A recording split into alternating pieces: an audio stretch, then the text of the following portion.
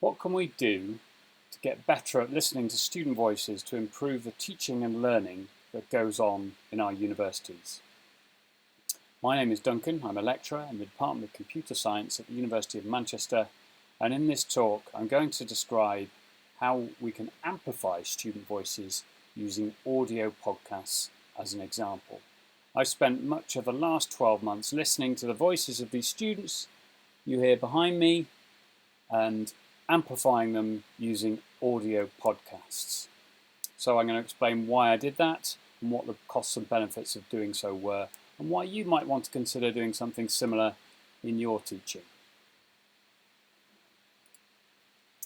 According to Stephen Fry, in his Fry Chronicles, he says that education is the sum of what students teach each other in between lectures and seminars. Slightly glib remark, goes counter to perhaps a more teacher-centric view of education, which would state that it's what teachers teach their students that is the important part of education.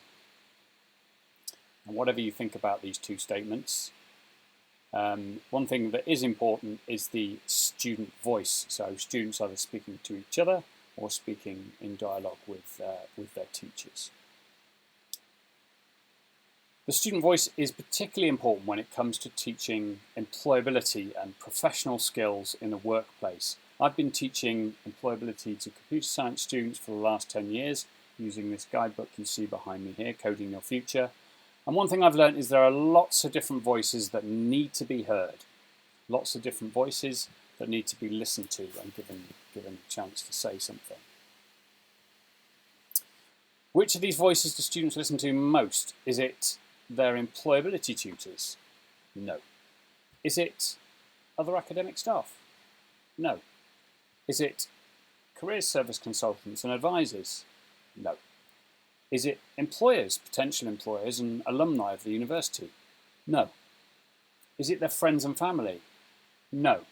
Now, to be fair, these voices are all important and need to be heard, but there's one voice that students listen to more than any other, and it's, in my experience, other students.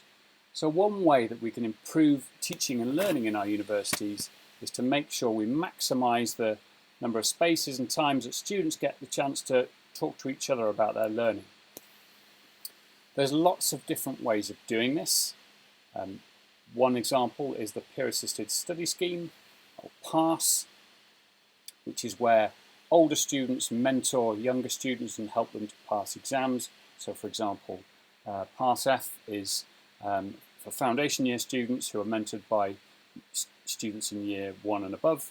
PASS-1 is for first year students mentored from students in year 2 and above.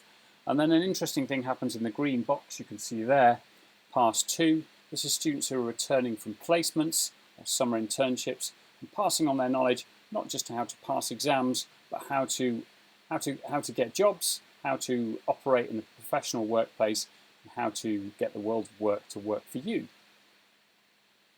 The pink box you see behind here is PASS-3, so that's alumni talking to all years. And we want really to maximise these conversations that happen between students, not just across horizontally inside the years, but we want as much as possible to maximise these vertical conversations that happen between the years, because these are really valuable. They're both really valuable. So as an experiment, over the last 12 months, I've been using audio podcasts as one way to do this. The podcast that I've created is something of a cross between Desert Island Discs, hosted by Lauren Laverne, and Jim Al-Khalili's Scientific, and Life Scientific, sorry. The result is called Hearing Your Future, which you can find by searching for Hearing Your Future wherever you get your podcasts. The ingredients of this podcast are very simple. So first of all, you'll need students. So I've interviewed 12 students so far. You'll need a decent microphone. Any investment that you make in good recording technology, such as this one, will pay off in terms of having better audio in your podcasts. You'll need some software to edit your audio. I'm using GarageBand from Apple, which is free. And I'm also using another free piece of software from Google called speech to text. It's called a Google Recorder, which translates turns speech into text. So I can create relatively quickly create transcripts for the episodes. And I'm using an audio podcast host. There are lots and lots of different ones, lots of ones that do the same kind of thing. I'm using one called Liberated Syndication, which seems quite good, libsyn.com. There are lots of others. And then finally, another important ingredients of the podcast is to ask open questions. The open question is important because I need the students to do the talking, not me. So here are the questions. I've got 5 basic questions. The first one is, what's your story? I'm interested in students telling me their story of how they came to study computer science in the first place, what motivated them to do so, and then how their journey from student to professional. So I interview them at the end of their degrees when they're about to graduate or have indeed already graduated, and get them to tell me about their story about how they made that transition from student to professional. What obstacles did they face along the way? How did they overcome them? And that's their story. I have a couple of optional questions that are designed to provoke or encourage difficult conversations. So we have one called Minority Report, where students are happy to talk about it if they're a member of a minority group, if they're a woman, or they're black, or they're disabled, or whatever other minority group they identify as being part of. I ask them to share their experience of being a member of that minority group and how universities and workplaces can make campuses more welcoming. Campuses and workplaces, more welcoming to members of that minority group. Third question is, you are the next Vice-Chancellor. The University of Manchester is looking for a new Vice-Chancellor next year, and I appoint them as the next Vice-Chancellor and say, right, okay, you're now responsible for 10,000 staff, more than 10,000 staff, 40,000 alumni, 40,000 staff rather, and over 500,000 alumni. And given that you're now in charge of the university, what are you going to do to improve the teaching and learning that goes on at university? Then the fourth question is the Desert Island Disc style question, as I ask students to tell me one tune, one podcast, one book, and one film. This is to make their story a bit more personal. Why do they recommend those? Anything about those that help them get through their study, get through their university time at university. The fifth and final question here is, one of my colleagues, one of my mad professor colleagues, has invented a time machine which I give to the student and say, right now you can travel back to first year. What would you tell your former self and perhaps your fellow students about getting the most of your short time at university? What would you advise them? So those are the 5 questions. So there are costs and benefits, like anything of doing this, of making podcasts. 2 primary costs are recording time, the time it takes to record an episode. It takes me about an hour to record an episode. And then the transcription time, which takes a little bit longer, is even with the speech-to-text software, you create a transcript. It needs editing a fair amount in order to make it publishable. Then there's a small amount of editing time, and you can really go to town editing podcasts. I keep my editing very light, just top and tail it, and that's fairly low cost. So actually, the costs of podcasting, I would argue, are quite low. When you compare them, for example, if you're preparing video lectures or live lectures or seminars or tutorials or labs or whatever it might be, there's obviously a lot of work involved in doing that. Whereas doing these podcasts is actually, it's not a huge amount of work, but it does have lots of benefits. So let's look at those benefits. One of the main benefits for me personally as a teacher is it gives me case studies that I can use in my teaching and use examples of behaviours or attitudes, professional behaviours that will help other students. So for example, when I'm talking about resilience, the importance of not giving up, I can use Brian's example here. Brian found his placement very late in the year, his year in industry. He did a year in industry at Disney Plus in Stockport in Manchester, and he found that very late in the year, in August, for a placement that started in September. In August, a lot of students have given up and thought, I'm not going to find a placement, I'm just going to go straight into final year. Brian didn't think like that. Brian kept going right to the very end, and actually it was his placement at Disney that really kick-started his career and got him going. Well, I'm talking about the importance of starting early. I can use Alice's example here. Alice did her Spring Insights in first year, which she applied for in Christmas of her first year, around about Christmas time of her first year. These Spring Insights normally happen at Easter time. She did some Spring Insights, and that early work experience helped her CV stand out on subsequent applications as she progressed.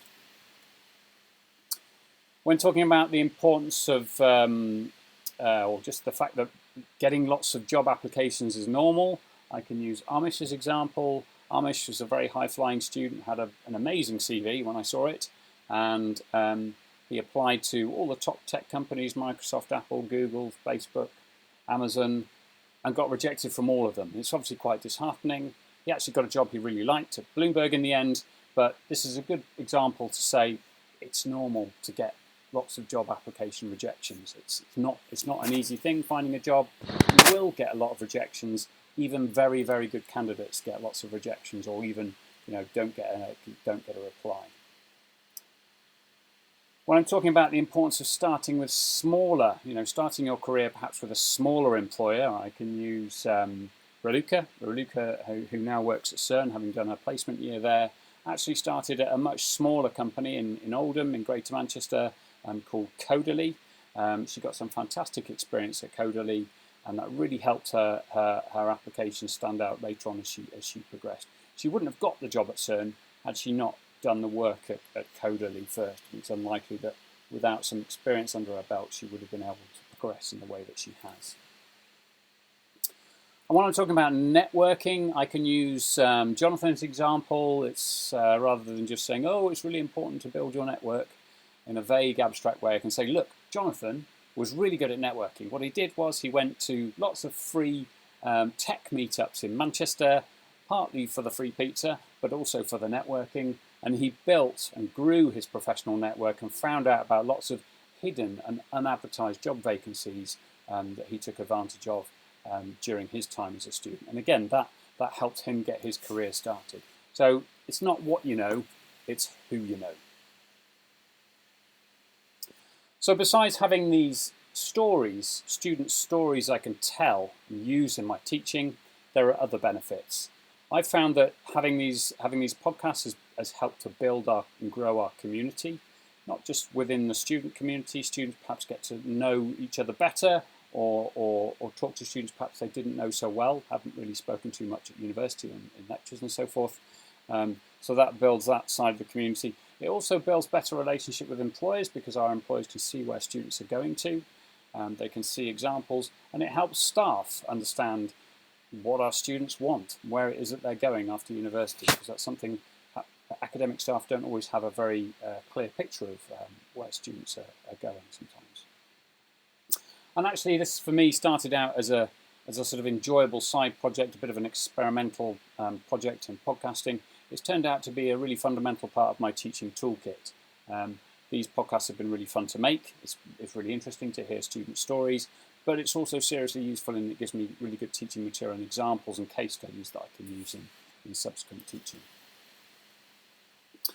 So, to conclude then, I think that podcasting is a low-cost but high-benefit way of amplifying some of the student voices, particularly when it comes to employability. If, like me and Eddie May, you see behind me, you have a good face for radio, you may find podcasting is a very simple but I think highly effective format for telling stories and using in your teaching and learning. I have cherry-picked my examples, so I can't pretend that the students I've chosen are representative of the entire student body, but the reason I've chosen them is because these students have all demonstrated a degree of professionalism that I'm trying to get other students to learn from. So it's not just the academic stuff, which often students and academics are very focused on. Sure, that's important, but there's a lot more to becoming a professional than just the technical knowledge and the technical skills. It's a lot of these personal and social skills that are important as well. And we've got more episodes planned for the future, so we'd like to make more episodes, perhaps reach out to alumni who've graduated a little bit further back in time, not just the students who are graduating this year and last year. So that's it. Thank you for listening. I'd like to thank the students who've been involved in this project. There's 12 students you see behind me here. Raluca, Jason, Brian, Carmen, Snea, Alice, Jonathan, Ivo, Inji, Nadine, Amish and Pedro. Thank you all for sharing your stories with me. It's been really fun to make these podcasts and I hope you've enjoyed being guests on the show. Thanks to the organisers and hosts. So this talk was actually given at the Institute of Teaching and Learning Conference in Manchester in July. So I'd like to thank Judy Williams and the rest of the ITL team, Jenny Blake, Hannah, Freya, Holly, Lisa, and all the others in the ITL team who put the conference on. It was a really fantastic conference. The image credits are there, so I've used these images from Wikimedia Commons, so thank you image uploaders on Wikimedia Commons for giving me data to use in my slides. And that's it. If you have any questions or comments, you can post them in the comments at the bottom of this post. Thank you for listening.